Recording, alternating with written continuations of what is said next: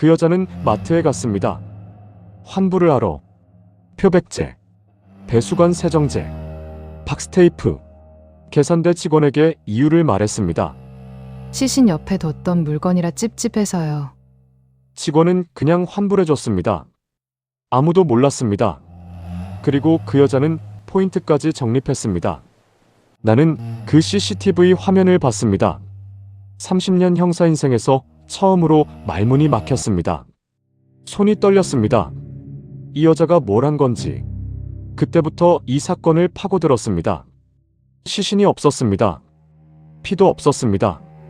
흔적도 지워져 있었습니다.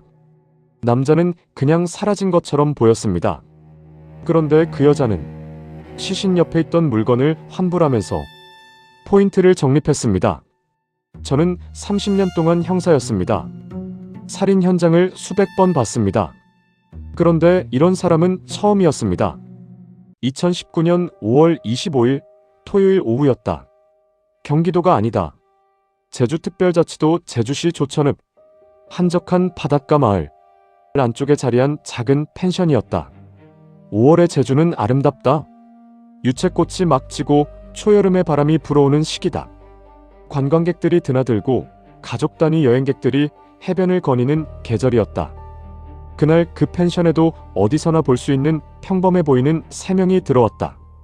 남자, 여자, 그리고 6살짜리 아이.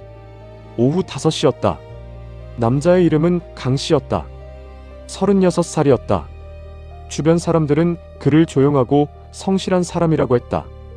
특별히 나쁜 점도 없고 특별히 튀는 점도 없는 평범한 직장인이었다. 말보다 행동이 많았고 웃음이 많은 편은 아니었지만 아들 앞에서만큼은 달랐다고 한다. 아들 이야기가 나올 때면 얼굴이 달라졌다고. 강씨는 이혼 후 2년 동안 법정에서 싸웠다. 이유는 하나였다. 아들을 만나게 해달라고. 면접 교섭권을 달라고. 전 아내 고유정이 아들을 데리고 있었다. 강씨는 아들이 어디 있는지도 어떻게 사는지도 알 수 없었다. 그래서 소송을 냈다. 2019년 5월 9일 법원이 드디어 강씨의 손을 들어줬다. 면접 교섭권이 인정됐다. 날짜는 5월 25일로 정해졌다. 강씨는 그날부터 16일을 기다렸다. 오직 그날 하루를 위해서. 그리고 제주로 왔다. 아들을 보기 위해. 펜션을 예약한 것은 고유정이었다. 고유정은 강씨의 전 아내였다. 36살로 강씨와 동갑이었다. 제주 출신으로 제주대학교에서 생물학을 전공했다. 이혼 후 재혼해서 충북 청주에서 살고 있었다. 아들의 양육권은 고유정이 갖고 있었고 아들은 제주 친정집에 맡겨져 있었다. 3명이 오후 5시에 펜션에 들어왔다. 저녁을 먹고 아이와 이야기를 나눴을 것이다. 아버지와 아들이 처음으로 오붓하게 앉아 있었을 것이다. 강씨는 얼마나 기뻤을까. 2년을 기다려 겨우 얻어낸 시간이었으니까. 오후 8시 강씨는 아버지에게 전화를 했다. 아들이랑 잘 있어요. 짧은 말이었다. 하지만 기쁨이 담겨 있었다. 그게 마지막이었다. 오후 9시 16분 강씨의 휴대전화가 꺼졌다. 그 이후로 강씨는 아무에게도 연락하지 않았다. 그 이후로 강씨를 본 사람은 아무도 없었다. 다음날 아침이 됐다. 강씨 가족에게 연락이 없었다. 전화를 해봤다. 꺼져 있었다. 오전이 지났다. 점심이 지났다. 저녁이 됐다. 그래도 연락이 없었다. 강씨의 아버지는 점점 불안해졌다. 어제 저녁에 잘 있다고 했는데 하루 종일 왜 연락이 없을까? 이 사람이 연락을 안 할 사람이 아닌데. 저녁 8시 강씨 가족이 경찰에 실종 신고를 했다. 신고를 접수한 경찰이 고유정에게 전화를 걸었다. 3시간이 지난 뒤였다. 고유정은 조용하고 차분하게 대답했다. 어제 저녁 8시쯤 강씨가 혼자 나갔어요. 어디 간다는 말은 없었어요. 그냥 나갔어요. 그뿐이었다. 더 이상 아무 말도 없었다. 나는 나중에 이 진술 기록을 읽었다. 그리고 멈췄다. 펜션에 6살짜리 아이가 있었다. 강씨는 2년을 법원에서 싸워서 겨우 면접 교섭권을 얻어낸 사람이었다. 그 첫 번째 날 밤에 아이를 두고 혼자 떠났다는 게, 그것도 아무 말 없이. 도무지 앞뒤가 맞지 않았다. 그리고 또 이상한 것이 있었다. 5월 26일 오후 4시. 강 씨의 번호로 문자가 왔다. 강 씨가 직접 보낸 것처럼 보이는 문자였다. 취업도 준비해야 하니 고소하지 말아달라. 고소라는 단어가 들어있었다. 마치 강 씨가 무언가 잘못을 저지르고 스스로 도망친 것처럼 보이게 만드는 문자였다. 그 문자 때문에 초기 수사가 흔들렸다. 강 씨가 살아있고 자발적으로 잠적한 것처럼 보였으니까. 하지만 나중에 밝혀진 것이지만 그 문자는 고유정이 미리 만들어 임시 저장해둔 조작 문자였다. 강 씨의 휴대전화를 이용해 고유정 자신이 직접 보낸 것이었다. 그것을 그때는 아무도 몰랐다. 경찰은 처음에 이것을 가출이나 단순 실종 사건으로 분류했다. 이유가 있었다. 현장을 확인했을 때 눈에 보이는 혈흔이 없었다. 가구가 뒤집어져 있거나 벽이 파손된 흔적이 없었다. 몸싸움이 있었던 것처럼 보이는 흔적이 하나도 없었다. 표백제 냄새가 약간 남아있긴 했지만 청소를 깔끔하게 한 것처럼 보였다. 그리고 그 조작 문자까지 있었다. 강 씨가 어떤 사정이 있어 스스로 잠적했을 가능성을 완전히 배제하기 어려운 상황이었다. 초기 이틀 동안 수사는 사실상 제자리를 맴돌았다. 하지만 강 씨 가족은 달랐다. 강 씨의 아버지는 경찰서 문을 붙잡고 말했다. 이 사람이 아이를 두고 갈 사람이 아니에요. 2년 동안 법원에서 싸운 사람이에요. 아들 만나는 첫날 밤에 혼자 나간다는 게 말이 됩니까? 이건 사고예요. 사고라고요. 그 말이 수사관들의 머릿속에 남았다. 다시 봤다. 이번엔 과학수사팀이 투입됐다. 펜션방으로 들어갔다. 불을 껐다. 루미놀 시약을 뿌렸다. 방 전체가 빛났다. 벽이 빛났다. 바닥이 빛났다. 천장 모서리가 빛났다. 사람의 눈에는 보이지 않았지만 그 방 안에는 혈흔이 가득 남아 있었다. 누군가가 강력하게 닦아냈지만 다 지우지는 못했던 것이다. 수사의 방향이 완전히 바뀌었다. 이건 실종이 아니었다.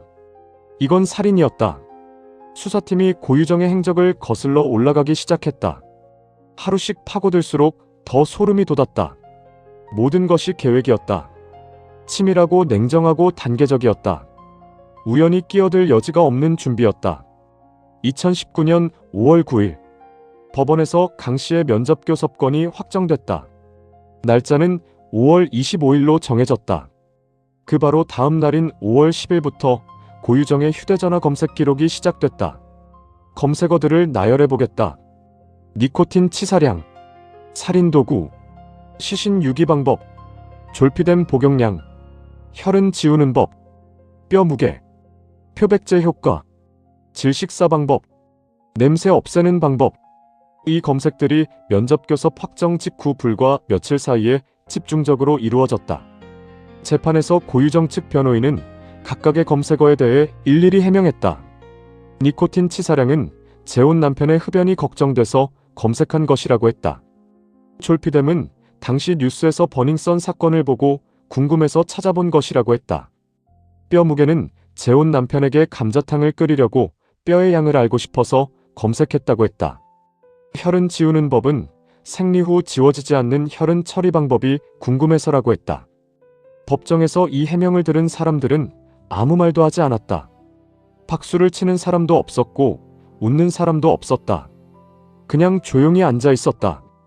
5월 17일 고유정은 충북 청주 자택에서 20km나 떨어진 낯선 병원에 찾아갔다. 감기라고 했다. 그 병원에서 처방받은 약 속에 졸피뎀 성분이 포함되어 있었다. 국립과학수사연구원이 나중에 강 씨의 혈흔을 정밀 분석했을 때 그 혈흔에서 같은 졸피뎀 성분이 검출됐다. 강 씨는 수면제를 먹인 상태에서 공격받은 것이었다. 5월 18일 면접 교섭일은 25일인데 고유정은 일주일이나 먼저 제주로 들어왔다. 그리고 자신의 차를 가지고 들어왔다. 시신을 옮기기 위한 차가 필요했기 때문이었다. 5월 22일 고유정은 제주 시내 대형마트에 들어갔다. 카트에 담은 물건들을 영수증으로 확인했을 때 이렇게 나온다. 흉기, 표백제, 베이킹 파우더, 고무장갑 여러 켤레, 세제 여러 종류, 세숫대야, 청소용 솔, 쓰레기 봉투 30장. 이 모든 것을 카드로 결제했다. 그리고 자신의 휴대전화 바코드를 꺼내 포인트까지 적립했다. 마트 CCTV가 그 모든 장면을 녹화하고 있었다. 이것은 쇼핑이 아니었다. 이것은 살인을 위한 준비였다. 과학수사연구원의 혈흔 비산 형태 분석 결과가 나왔다. 혈흔이 시작된 높이는 바닥에서 150cm였다. 그리고 아래쪽으로 내려오면서 흩어졌다. 이 패턴은 서 있다가 도망가면서 점점 쓰러지는 형태였다. 혈흔에는 방어흔이 있었다. 공격흔은 없었다. 의식이 온전한 사람이라면 반드시 반격 흔적이 남는다. 밀치거나 핥히거나 때리거나 발로 차거나. 그런데 그런 흔적이 하나도 없었다. 의식이 몽롱한 상태에서 일방적으로 공격을 받은 것이었다. 수면제를 먹였기 때문이다. 혈흔에서 졸피뎀 성분이 나온 것이 그것을 증명했다. 수면제를 먹이고 반수면 상태가 되자 흉기로 최소 3차례 이상 공격한 것이었다. 그리고 CCTV가 그 이후의 모든 것을 이어줬다. 5월 26일, 고유정은 아들을 친정집에 데려다 줬다. 그리고 다시 혼자 펜션으로 돌아왔다. 이틀 동안 고유정은 펜션에서 혼자 있었다. 5월 27일 오전 11시 30분, 고유정이 펜션에서 퇴실했다. 혼자였다. 이틀 동안 무엇을 했는지는 상상하지 않겠다. 5월 28일 오후 3시 25분, 마트 CCTV에 고유정이 다시 나타났다. 오른손에 흰 붕대가 감겨 있었다. 며칠 전에 샀던 표백제와 배수관 세정제, 박스테이프를 환불하러 온 것이었다. 직원이 환불 이유를 물었다. 고유정은 이렇게 대답했다. 시신 옆에 있던 물건이라 찝찝해서요. 스스로 시신이라는 말을 했다. 직원은 그냥 환불을 처리했다. 하지만 그 말이 수사 기록에 남았다. 같은 날 오후 6시, 다른 마트에서 쓰레기 봉투 30장과 여행용 캐리어를 새로 구매했다. 그날 저녁 고유정은 배를 탔다. 제주에서 전남 완도로 가는 여객선이었다. 오후 9시 30분, 여객선 CCTV가 포착했다. 고유정이 배전 옆에서 검은 봉투 여러 개를 들었다가 바다 쪽으로 던지는 장면이었다. 7분 동안 봉투들이 어둠 속 바닷속으로 하나씩 사라졌다. 그 배 위에서 고유정은 휴대전화로 인터넷 쇼핑을 했다. 목공용 전기톱을 주문했다. 배송지는 경기도 김포에 있는 아버지 집이었다. 완도에 배가 닿자마자 차를 몰아 밤새 달렸다. 5월 29일 새벽 4시, 경기도 김포 아버지 아파트에 도착했다. 전기톱 배송 박스가 문 앞에 놓여 있었다. 그날 인천의 한 가게에서 추가로 사다리, 방진복, 덧신, 방수포를 구매했다. 아파트 안으로 가지고 들어갔다. 벽에 방수포를 씌웠다. 천장에도 씌웠다. 방진복을 입었다. 덧신을 신었다. 전기톱을 꺼냈다. 이 부분을 재구성할 때 수사팀 안에서 아무도 말을 잇지 못했다. 나도 그랬다. 5월 31일 새벽 3시 13분, 아파트 분리수거장 CCTV. 고유정이 검은 종량제 봉투 여러 개를 두 손에 들고 나왔다. 봉투를 분리수거함 안에 밀어넣고 아파트로 돌아갔다. 경찰이 봉투의 행방을 추적했다. 인천 서구에 있는 재활용 업체에서 3cm 크기의 뼈 조각이 발견됐다. DNA 감정을 실시했다. 강 씨의 것이었다. 그것이 수습할 수 있었던 강 씨의 거의 유일한 흔적이었다. 강 씨의 시신은 세 군데에 나뉘어 있었다. 전남 완도 앞바다, 전라도 영암 어딘가, 인천 서구 재활용 업체. 온전한 시신은 끝내 발견되지 않았다. 강 씨 가족은 장례를 제대로 치를 수 없었다. 고유정은 6월 1일 충북 청주 자택에서 체포됐다. 범행으로부터 7일 만이었다. 체포 당시 고유정은 비교적 협조적이었다. 살해와 시신 유기 사실은 인정했다. 그러나 끝까지 우발적 범행이라고 주장했다. 법정에서 고유정은 눈물을 흘리며 진술했다. 전 남편이 저를 덮치려 했습니다. 수박을 썰다가 손에 흉기가 들려 있었습니다. 무서워서 한두 번 휘두른 것뿐입니다. 제가 계획한 것이 아닙니다. 재판 내내 같은 주장을 반복했다. 하지만 증거들은 하나도 그 주장을 지지하지 않았다. 면접 교섭 확정 다음 날부터 살인 관련 검색을 시작했다. 수면제는 범행 전에 낯선 병원에서 처방받아뒀다. 흉기와 청소도구는 범행 전에 대형마트에서 구매해뒀다. 시신을 바다에 버리기 위한 쓰레기 봉투와 캐리어는 미리 준비했다. 배 위에서 전기톱을 미리 주문했다. 방진복과 사다리는 2차 훼손 직전에 별도로 구매했다. 이 모든 것이 하나의 선을 이루고 있었다. 그 선의 시작점은 5월 10일이었다. 면접 교섭 확정 바로 다음 날이었다. 검찰은 사형을 구형했다. 2020년 2월 20일 1심. 무기징역이 선고됐다.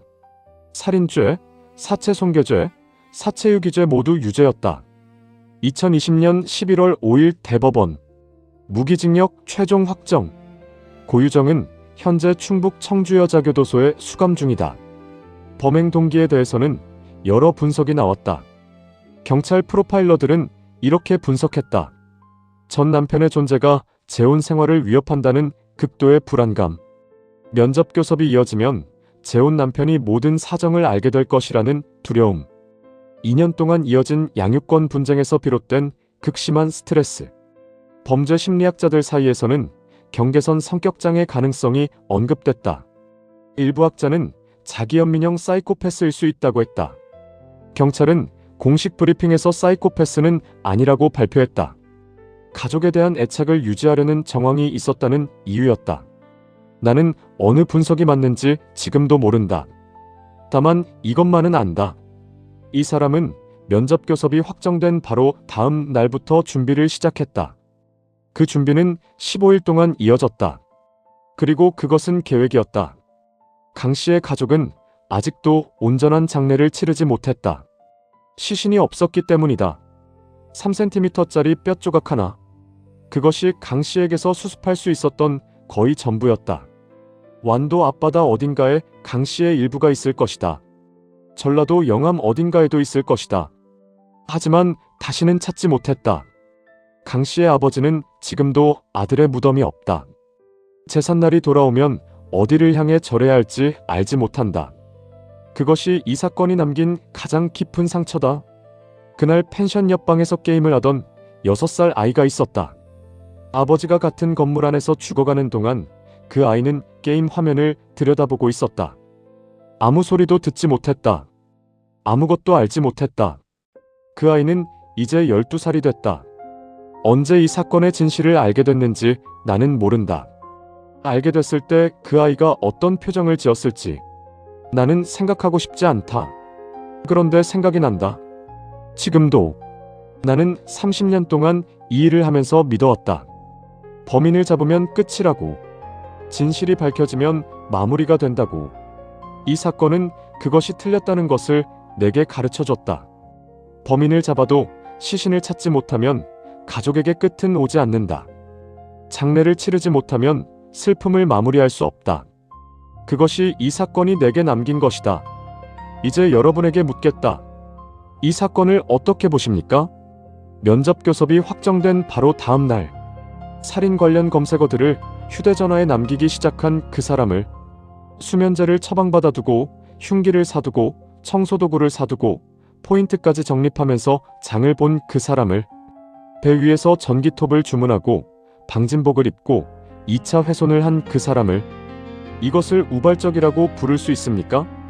저는 30년 경력의 형사로서 말합니다. 이것은 계획된 범행이었습니다. 그러나 왜 그 극단까지 갔는지는 여전히 알 수 없습니다. 사람이 사람에게 이렇게까지 할 수 있다는 것, 그 질문이 지금도 나를 놓아주지 않습니다. 여러분의 생각을 댓글에 남겨주세요. 그 12살 아이를 위해서라도. 오늘도 이렇게 긴 이야기의 작은 말동무가 되어주셔서 정말 감사합니다. 이제 진짜 봄인가 싶다가도 해가 지면 옷깃을 여미게 되는 요즘이네요. 그래도 길가에 핀 노란 산수유나 매화꽃을 보면 마음은 이미 봄인 것 같습니다. 널뛰는 기온에 감기 조심하시고 따뜻한 하루 보내시길 바랍니다. 구독과 알림 설정해 두시면 다음 이야기로 가장 먼저 찾아뵐게요. 꼭 또 봐요.